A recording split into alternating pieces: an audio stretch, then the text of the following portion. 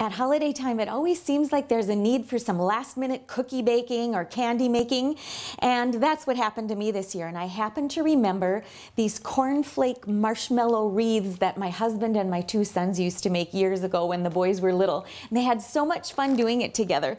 Well, now they're both married and they have children of their own, and I went to the little cookbook where their recipe was that they used for holiday wreaths, and there's green food coloring smudged all over the pages. It's so cute.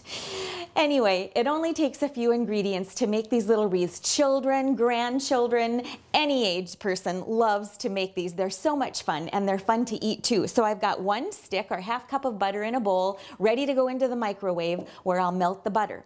Now you can see I've had it in the microwave. This is room temperature butter. I had it in the microwave for about 30 seconds, and there's just a few little traces of the stick of butter in there, so I'll stir it until it's totally melted, and then it will be ready for the marshmallows. Now I've counted out the 30 marshmallows, and before I put it into the microwave, I'm going to just coat the marshmallows with the melted butter. And then I'll put them in the microwave for about a minute. Doesn't take very long.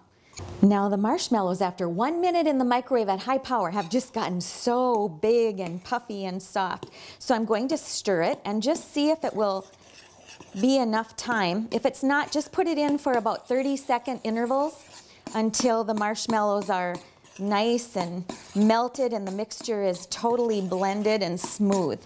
There, look at how nice and smooth and creamy that is. It's just like the start of Rice Krispie bars, but we're going to be using cornflakes this time.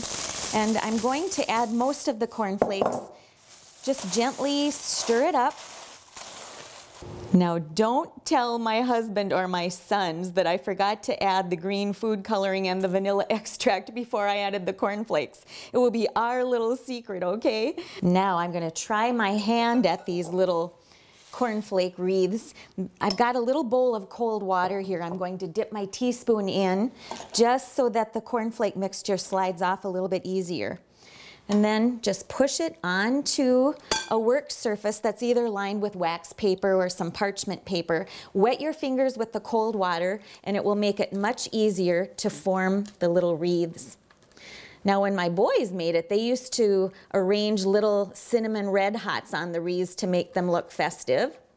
And today I'm just going to sprinkle them with a little bit of colored sprinkles here. I think that looks pretty too. So now you've got the idea.